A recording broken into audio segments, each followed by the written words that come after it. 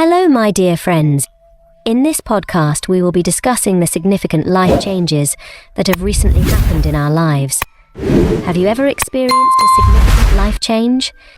If so, how did it impact your life? Share your thoughts and experiences in the comments below. Before we start our conversation, let's take a moment to discuss the importance of the English language. Hey Anna, what are the benefits of learning English? Well, there are many advantages to learning English. For instance, you can open up a lot of opportunities for yourself. Personally, I have been able to work with companies from all over the world and earn money in dollars. That's amazing.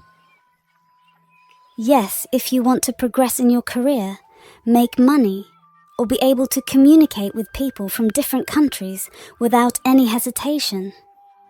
Learning English is very important. But we don't really have a good environment to practice English here. Unfortunately, the English taught in our schools is very basic. It only helps you to pass the exams. I have many friends who got the highest marks in English subjects, but when it comes to speaking, they are blank. They can't even speak a few lines. So, this is a big problem that I have noticed. Hey, I'm curious. What are some cool ways to learn English? The first step to learning English is to get used to hearing it. To do this, make it a habit to listen to English news and podcasts and watch English content instead of watching it in your local language. The more you listen to English and repeat it, the better. A good exercise is called shadowing. This means that whenever someone is speaking, you try to mimic or copy them. This gives you practical training in learning English and is a great way to improve your skills. What are the next tips?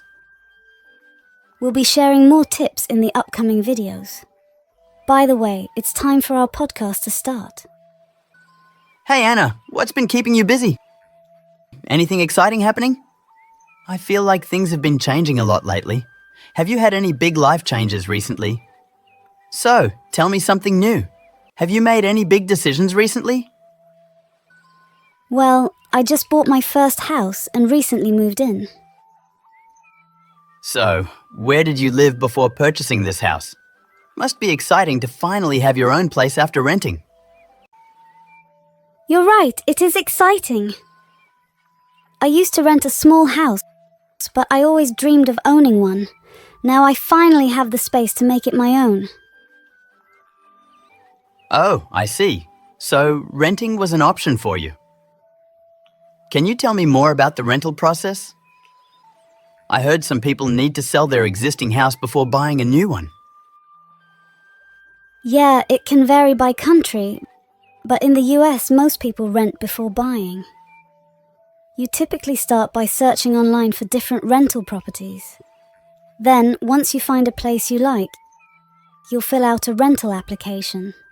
Some smaller landlords might not require one, but that could be a bit of a risk. Exactly. In my case, I actually found my current house while I was still renting my apartment. The whole process took a while, but it was worth it. Absolutely. One of the biggest things to consider when buying a house is the upfront cost. Upfront cost meaning an amount of money paid before a particular piece of work or a particular service is done or received. There's a down payment involved, which can be a hurdle for many people. We definitely struggled to save enough for a down payment for a long time. Hurdle means a problem or difficulty that must be overcome. What does it mean, down payment? When it comes to buying a house, one of the biggest expenses is the down payment, which is typically around 20% of the total price. In the United States, houses can range in price from $150,000 all the way up to millions of dollars. However, there are also additional expenses that come with buying a house, which can add up quickly. Before making the decision to purchase a house, it's important to have a thorough understanding of all the costs involved and to make sure you're financially prepared for such a big investment. I've heard that the process of buying a house can be quite lengthy, and in the United States, it has become even more challenging in recent years. The prices of houses, particularly in areas where younger people want to live, have increased significantly compared to when our parents were young. As a result, my partner and I bought our first house much later in life than our parents did. It's definitely important to be aware of these factors when considering buying a house and to be prepared for the additional time and financial investment that may be required. Yeah, buying a house in the United States has become increasingly challenging for younger people in recent years due to significant changes in the real estate market. The real estate market is about buying, selling, or renting land and buildings. A realtor is a licensed professional who helps people buy, sell. When I was considering purchasing a house, I quickly realized that most of the time, you need to have a realtor to help you navigate the process. In fact, it's estimated that 98% of the time, a realtor is necessary when buying a house in the US.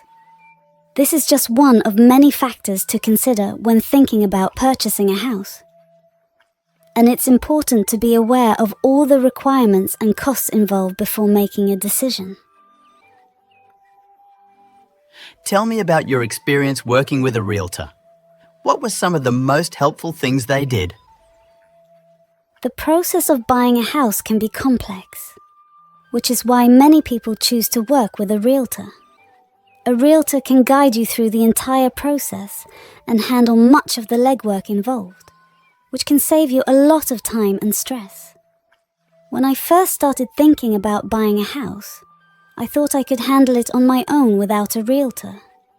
But I quickly realized that the expertise and guidance of a professional were invaluable.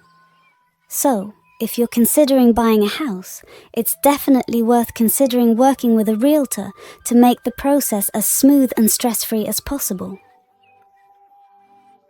Did the realtor used to call you all the time? Yes, the realtor called us pretty much every day, sometimes up to 10 phone calls in a day. They were constantly working on setting up meetings, coordinating inspections, and discussing the timing of the contract. There are many little details to work through during the process of buying a house, and the realtor is there to help manage all of them. Of course, they do get a big cut of the final sale price, but in our experience, it was definitely worth it to have their expertise and guidance throughout the process. Oh, okay. I was curious. How much did they take? Realtors typically get paid a commission based on the price of the house that you buy. In our situation, the seller covered the realtor's commission, which was 6%. This meant we, as the buyers, didn't have any out-of-pocket expenses for the realtor's services. This can be a significant advantage for buyers, allowing them to benefit from a realtor's knowledge and guidance without a direct financial cost. Hey Anna, when you decided to pack up your stuff, what was the first thing you had to do? Hey Lucas, good question. The first thing I had to do was to get some boxes. I purchased some boxes and also asked for extra boxes from grocery stores. And then, a few weeks before the movers came, I started breaking down my house and packing everything up. It was a lot of work, but it was worth it in the end. So, Anna, when you were moving, did you pack up all your stuff at once? Or did you do it gradually? Hey Lucas, I did it gradually. I got some free boxes from a grocery store and started packing up stuff that I didn't need for day-to-day life about a week before the actual move. It helped to make the process less overwhelming and more organized. I see. But what about moving all the heavy furniture and items? Did you do that by yourself, or did you hire movers? Oh, that's a good question. While it's possible to move everything by yourself, I didn't want to deal with that. So, I decided to hire some movers instead. They helped to carry all of our heavy furniture, like couches, bookshelves, and kitchen tables. It made the move a lot easier and less stressful for me. Wow, that sounds like quite a moving experience. Yes, it was definitely an adventure. The movers had to walk a really long way because I lived in a downtown area where there wasn't much parking. And to top it off, they brought too big of a truck, so they had to park really far away and carry all our stuff. That must have been really tough on them.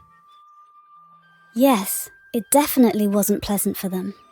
They said it was the furthest they've ever had to walk for a moving experience.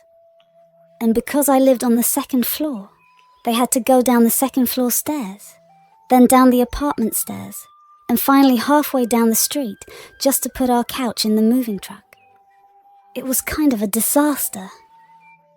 I can imagine. Moving is never easy, especially when there are so many challenges like that.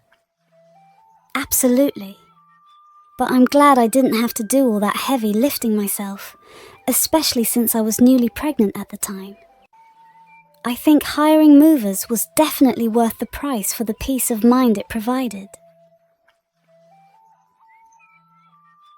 If you found the video helpful, please hit the like button and subscribe to my channel.